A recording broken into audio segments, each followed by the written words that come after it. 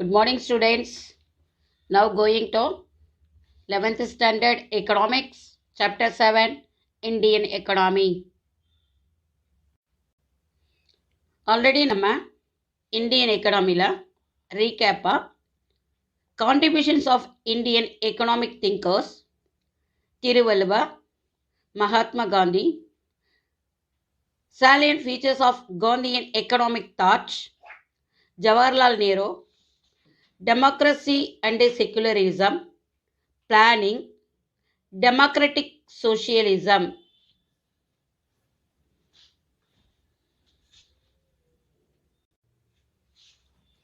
Now going to today's topic, B.R. Ambedkar.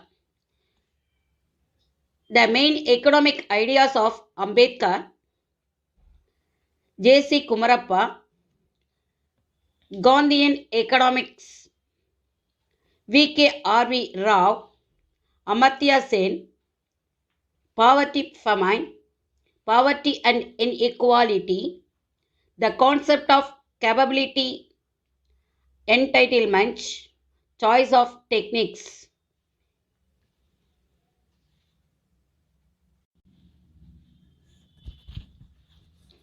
Now going to B.R. Ambedkar.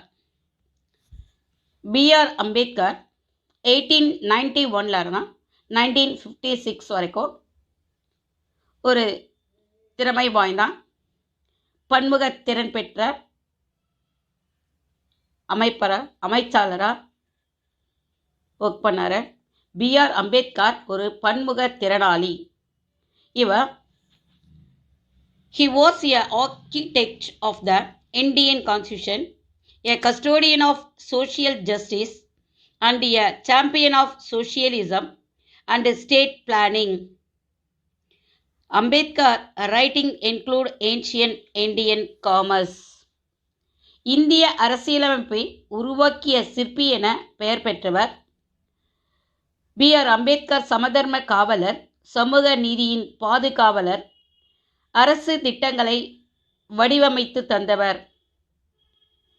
இவர் 1915 பழங்கால இந்திய வர்த்தகம் அப்படிங்கிற ஒரு நூலை எழுதினார். அடுத்து இந்தியாவின் தேசிய பங்கீடு பற்றிய வரலாறு மற்றும் பகுப்பாய்வு ஆய்வறிக்கை அப்படிங்கிற ஒரு நூலை எழுதி தந்தார். இந்த இரண்டு நூல்களுமே பொருளாதார கருத்துக்கள் காணப்படுகின்றன. Then his thesis was published as The Evolution of Provincial Finance in British India, a study of the provincial decentralizations of imperial finance. இவர் பிரிட்டிஷ் இந்தியாவில் மாகாண நிதிகளின் மதிப்பீடும் ஏகாதிபத்திய நிதிகள் பரவலாக்கம் பற்றியும் ஒரு ஆய்வு கட்டுரையை வெளியிட்டார். 1915 submitted to the Columbia University for the award of Master of Arts degree in 1915. And the National Dividend in India, a historical and analytical study thesis for which he was awarded PhD. And Ambedkar thesis on provincial decentralizations of imperial finance in British India was accepted for the MSc degree in 1921. 1921 MSc பட்டத்திற்காக British இந்தியாவின் மாகாண நிதி பரவலாக்கம் என்ற ஆய்வு கட்டுரையை உருவாக்கி கொடுத்தார். 1923 ரூபாயின் பிரச்சனைகள் என்ற ஆய்வறிக்கையை ஏற்று லண்டன் பொருளாதார பள்ளி DSc என்ற ஒரு பட்டத்தை வழங்கியது. The problem of the rupees was accepted for the award of the DSc degree by the London School of Economics in 1923. And then it is a miracle that RBI was concept as per the guidelines presented by Ambedkar in his book The problem of the rupee, its origin and its solution. This is the main economic ideas of Ambedkar may be studied under four broad headlines. இவர் இந்திய reserve வங்கியானது அம்பேத்கருடைய நூல்களை ரூபாயின் பிரச்சனைகள் அதன் தோற்றமும் அதன் தீர்வும் என்ற நூலின் வழிகாட்டுதலின்படி இந்திய ரிசர்வ் வங்கி உருவாக்கப்பட்டதா. அதில் பொருளாதார கருத்துக்கள் 4 தலைப்புகளில் கொடுக்கப்பட்டன. Financial economics, agriculture economics, economics of caste, economics of socialism. இந்த 4 கருத்துக்களையும் உருவாக்கி தந்தார். Financial economics. Much of the work done by Ambedkar during his stay abroad, mostly during the period of 1913 to 1923. அதிகமான நூல்கள் 1913 to 23 எழுதப்பட்டதா. நிதி பொருளாதாரம் குறித்து நிறைய நூல்களை எழுதி தந்திருக்கார். மாகாண நிதி பெருக்கத்தை 3 நிலைகளாக பிரிக்கிறார். Ambedkar divided the abolition of provincial finance for the 3 stages. One is the budget by adjustment, budget by assignment, budget by assigned revenue, budget by shared revenue. Next, agricultural economics. எங்கே agricultural economics வேளாண்மை பொருளாதாரத்தில் in 1918, Ambedkar published a paper, Small Holding in India and Their Remedies. Citing Adam Smith, Wealth of Nation, he made a fine distinctions between consolidations of holdings and enlargement of holdings. 1918 Ambedkar இந்தியாவில் குறைந்த நில உடைமை மற்றும் தீர்வுகள் என்ற கட்டுரையை எழுதி தந்தார். ஆடம் ஸ்மித்தின் நூலான நாடுகளின் செல்வம் அதே போலதான் நில உடைமையின் ஒருங்கிணைப்பு மற்றும் நில உடைமையின் விரிவாக்கம் பற்றிய வேறுபாடுகளை B.R. அம்பேத்கர் விளக்கியுள்ளார். And then third one, economic of caste. Ambedkar believed that caste was an obstacle to social mobility. சமூக முன்னேற்றத்திற்கு ஜாதி ஒரு பெரிய தடையாக இருந்ததாக அவர் நம்பினார். சமூக பிரச்சனைக்கு இது வழிவகுக்கும் என்று நினைத்தார். தனிநபர்கள் தங்களுக்குள் வேலைகளை பரிமாறிக்கொள்ளவும் வழி இருக்க வேண்டும் என்று வலியுறுத்தினார். ஜாதி சமய சமூக பதட்டத்திற்கு காரணமாக இது அமையும் என்று நம்பினார். ஜாதி முறை அரசியல் ஜனநாயகத்தை விட சமூக ஜனநாயகம் அமைப்பதில் இந்தியா தோல்வியடைந்திருக்கிறது என்று அவர் கூறினார். He was the firm view that individuals must be free to change their occupation. The caste system has resulted in the absence of social democracy in India as distinct from the political democracy. Next,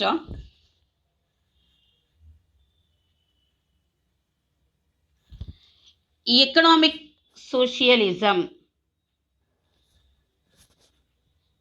சமதர்ம பொருளாதாரம்.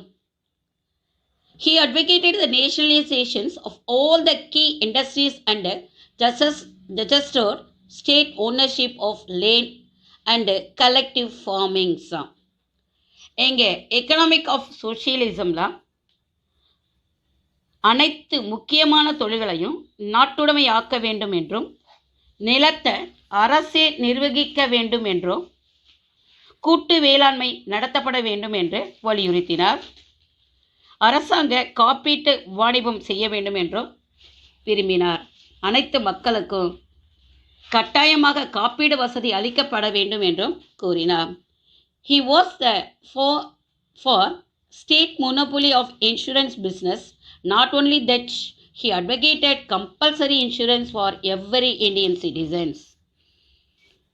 There is no doubt that Ambedkar was a great economist. Academic work as an economist was eclipsed by his greater contributions in the field of law and politics. Ambedkar சிறந்த பொருளியல் அறிஞர் என்பதில் சிறிதளவும் ஐயமில்லை. ஆனால் சட்டங்களையும் அரசியலில் அவரது பங்களிப்பும் பொருளாதார பங்களிப்பை குறைத்து காட்டியது. எல்லாவற்றிற்கும் மேலாக மிக சிறந்த சமூக சீர்திருத்தவாதி. Above all he was a great social reformer. Next, J.C. Kumarappa.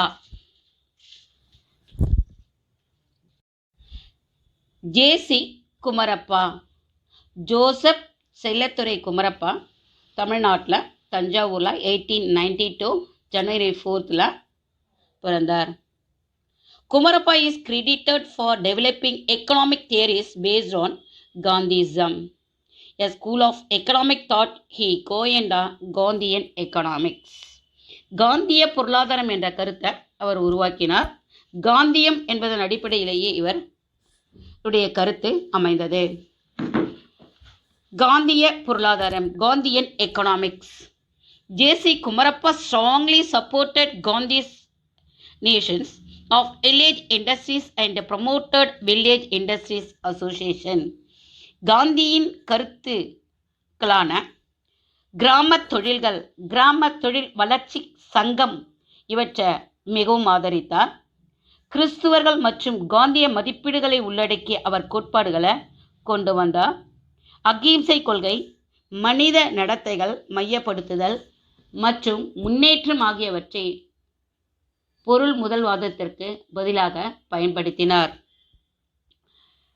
Kumarappa worked to combine the Christians and the Gandhian value of trustship, non-violence and focus on human dignity and development in place of the materialism as the basis of the economic theories.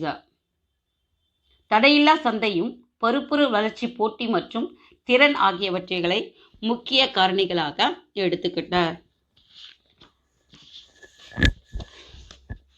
Next,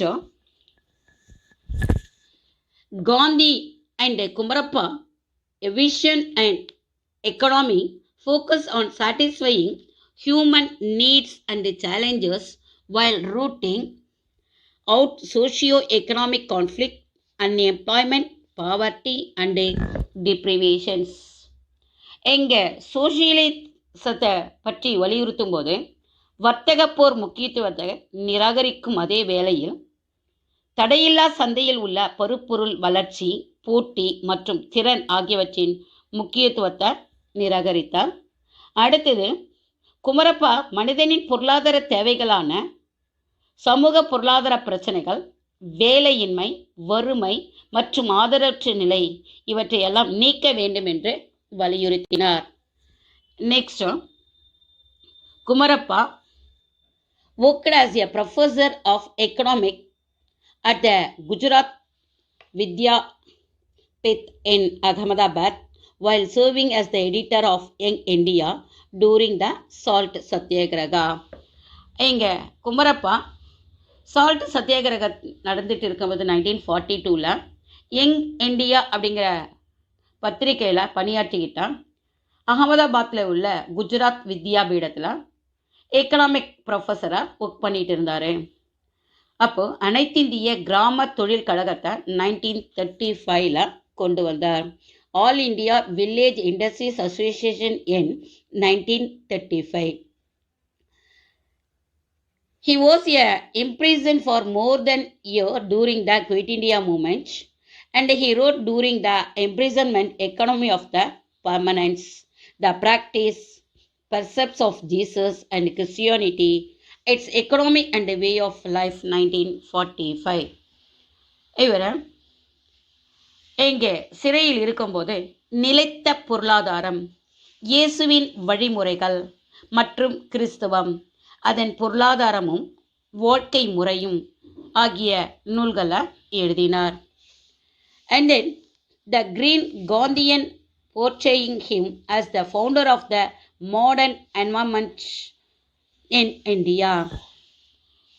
இவர் 1930 to 1940 இயரில் அதிகமான நூல்களை எழுதி தந்தார். சுற்றுப்புற சூழலில் குறித்த நிறைய கோட்பாடுகள் உருவாக்கப்பட்டது.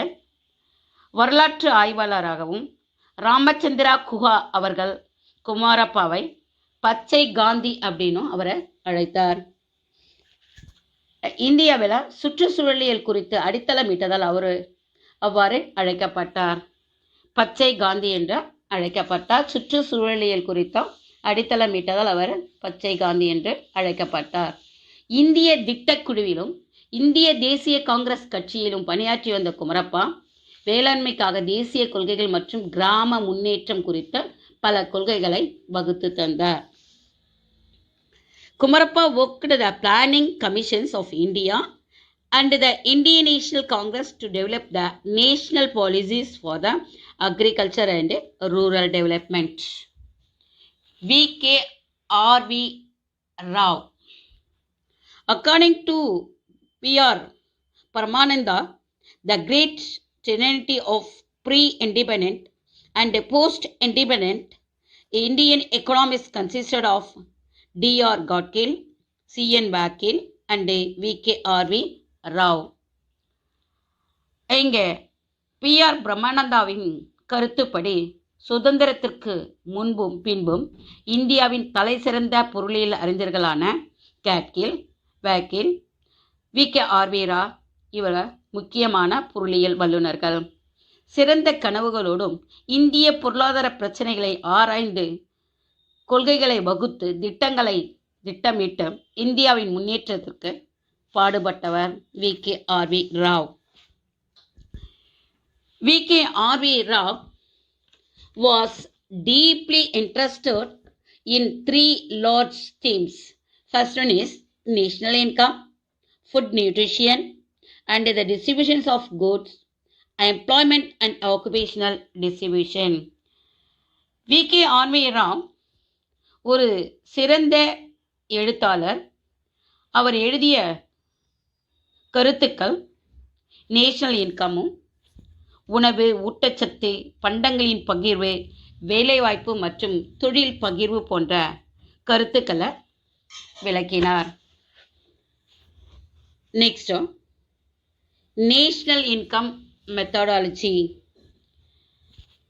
As an applied economist, Rao's name is remembered for his pioneering work on the enumeration of the national income of India. Rao was pupil J.M. Keynes and worked with the Colin Clark. இங்கே national இன்கமை கணக்கிட்ட முறையில் தந்தவர் V.K.R.V. Rao. இவர் J.M. கீன்ஸினுடைய மாணவர். அது மட்டுமல்லாமல் Colin Clark அவர்களோடு சேர்ந்து பணி செய்து வந்தவர் R.V. Rao. H.W. ஷிங்கோ கீன்ஸ் மாணவர்களில் சிறந்தவராக V.K.R.V. Rao விளங்கினார் என்று விளக்குகிறார். ராவின் நேஷனல் இன்கம் மெத்தடாலஜி, ராவின் கணக்கீட்டு முறை. Rao people J.M. Keynes and worked with the Colin Clark.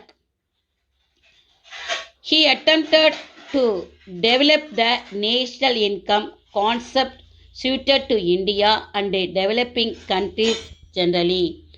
பொதுவாக வளரும் நாடுகள், குறிப்பாக இந்தியா, உகந்த தேசிய வருமான கருத்துக்கள், முன்னேறி கொண்டிருக்கும் பொருளாதாரத்தில் முதலீடு, சேமிப்பு, பெருக்கி ஆகியவற்றை ஆய்வு செய்தல், வளர்ச்சி குன்றிய நாடுகளின் தொழில் மக்களின் விளைவுகளை தேசிய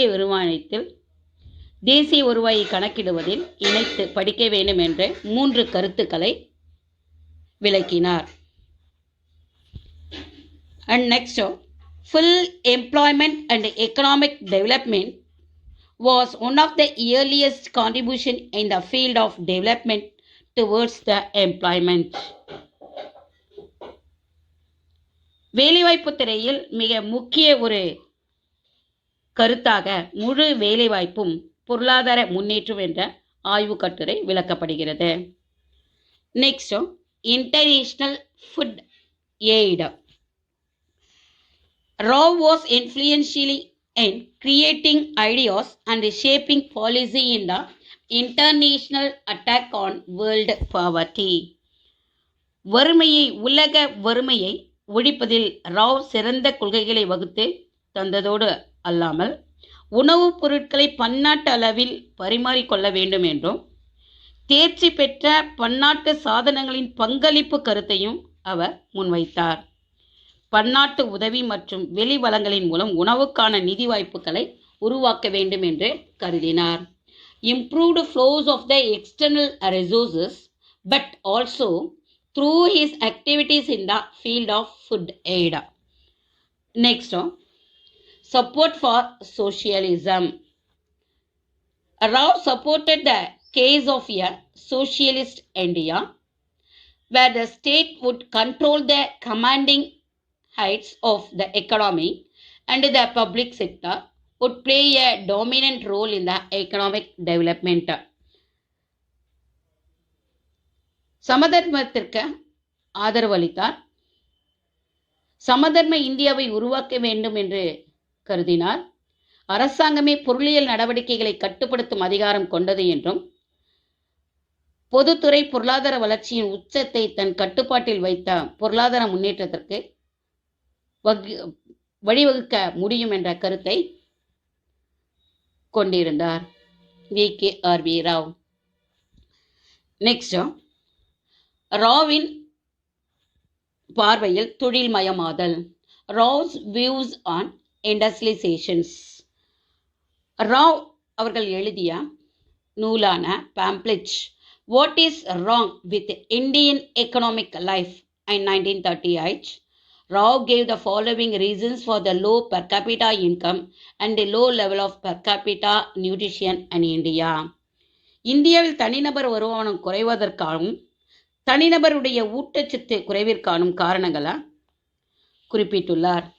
First one, uneconomic holding with subdivisions and fragmentation, low level of water availability for crops, excess population pressure on agriculture due to the absence of the large industrial sector, முறையற்ற நில உடைமைகள், நிலம் துண்டாடப்படல், நிலம் பிரிக்கப்படுதல், பயிர்கள் குறைவான நீர்ப்பாசன வசதி கிடைத்தல், வேளாண்மையில் அதிக மக்கள் தொகை அழுத்தம் ஏற்படுதல், முதலீடு இன்மை, நாணயத்தில் சுயாட்சி கொள்கையின்மை, பணம் பற்றிய கருத்துக்களை தங்கத்தை உடைமையாக கொள்வதை ஊக்குவிப்பது.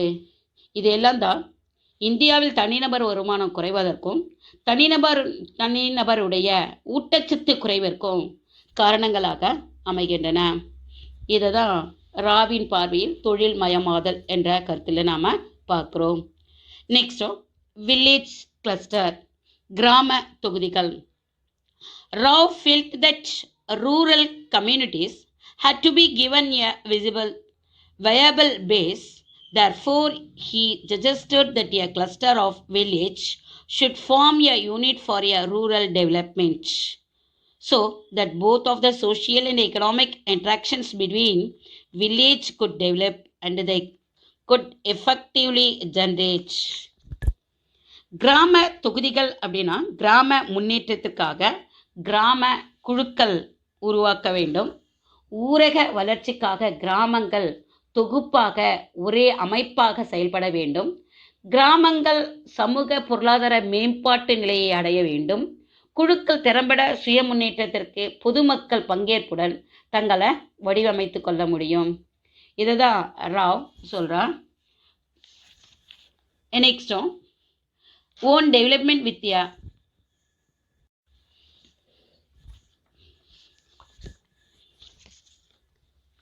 next, investment, income and multiplier. Rao examinations of the interrelations between the investment, income and multiplier underdeveloped economy in 1952, his major contribution to macroeconomics theory. எங்கே முதலீடு, வருமானம் மற்றும் பெருக்கி அப்படிங்கிறத இவற்றிற்கிடையேயான தொடர்புகளை விளக்கக்கூடியது. ராவ் அவர்களின் நூலில் பேரியல் பொருளாதாரத்தில் குறிப்பிடத்தகுந்த கருத்துக்களை அவர் வழங்கியுள்ளார்.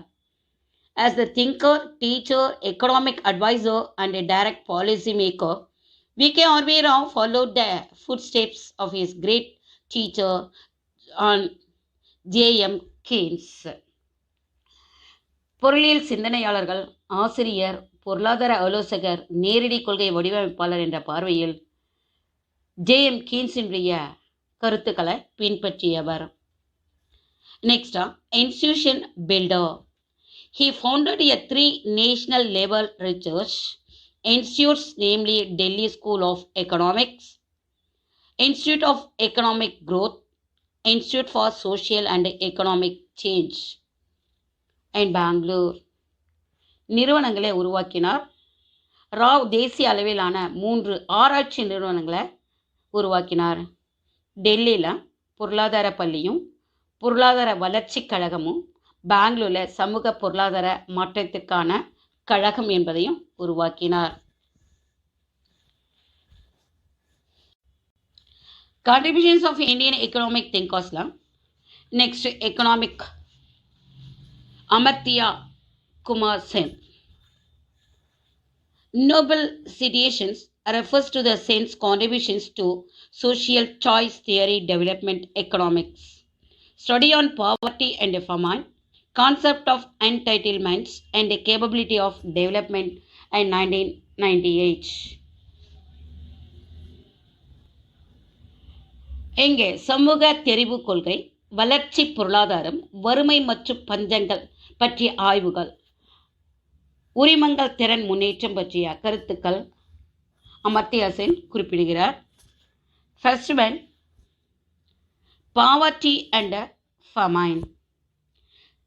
Sen's Poverty and Famine, an essay on entitlement and deprivation, 1981, is both the theoretical and an applied work. In the book, several famine have been studied in the working of the general theoretical framework from an original angle.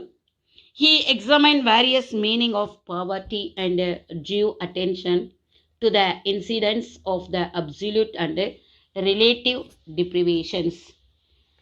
Doctor சென்னினுடைய வறுமை மற்றும் பஞ்சம், இதில் உரிமங்கள் மற்றும் இழப்பு பற்றிய ஒரு ஆய்வு கட்டுரையை 1981 கொடுத்திருக்கார்.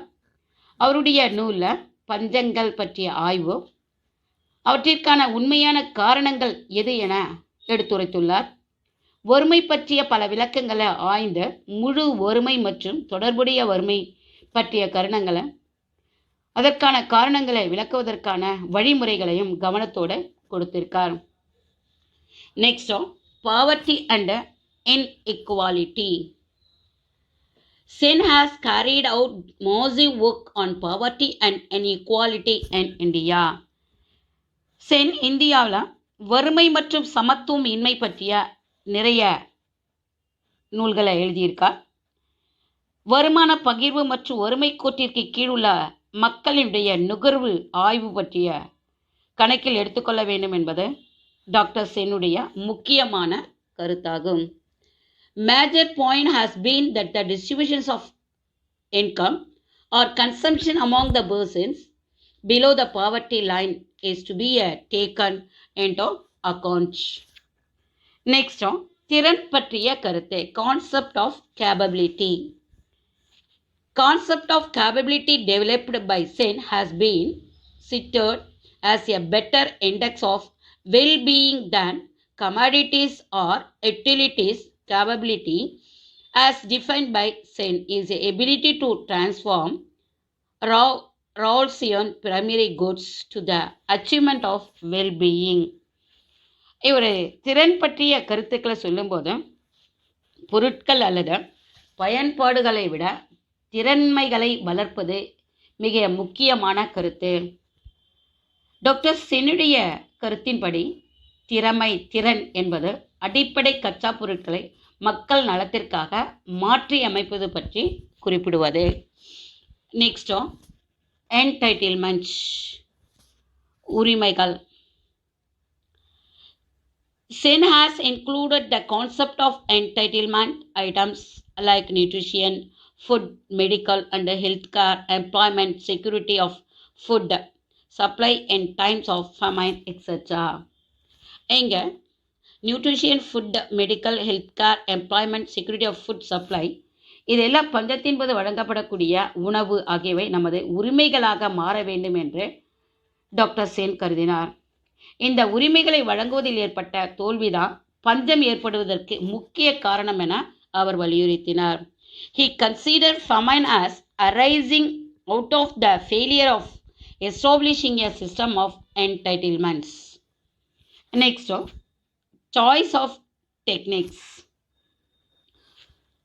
Sen's choice of techniques was a research work where he argued that in a labor surplus economy, generation of employment cannot be increased at the initial stage by the adaptations of capital intensive techniques.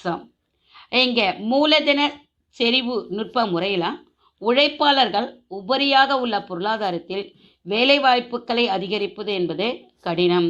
அதனால் new techniques தொழில்நுட்ப தெரிவு என்ற புத்தகத்தில் அவர் விளக்கியுள்ளார். Choice of techniques. முடிவா அமர்த்தியா சென் பொருளியல் அறிஞர் மட்டுமல்ல, நன்னறி தத்துவ அறிஞராகவும் இருந்தார். Amartya Sen more than just an economist is an ethical philosopher. He is a lover of freedom, of humanist. He has a focus on the poor, viewing them not a objects of the pity, requiring charitable handouts. Amartya Sen சுதந்திரத்தை நேசிப்பவர், மனித நேயத்தின் ஆதரவாளர், ஏழைகளை குறித்து அதிக நலன் கொண்டவர், இரக்கத்திற்கு உரியவர்களாக பார்க்காமல் உரிமைகள் வழங்கப்பட வேண்டும் என்ற அதிகார உரிமைகளை கொண்டவர். அதிகாரம் வழங்குதல் எதில் அப்படின்னா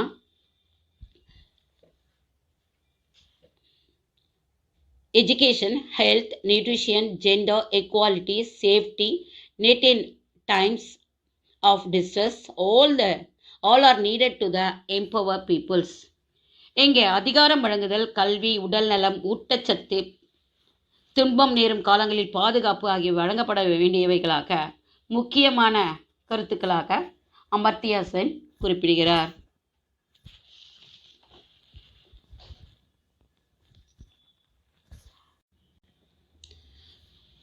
Conclusion, children. This lesson mainly focused on some of the people aspects of the Indian economy. இந்திய பொருளாதாரத்தில் its resources, infrastructure, facilities and energy இதெல்லாம் தான் நம்ம இந்தியன் எக்கனாமியில் பார்த்தோம். Okay children, thank you.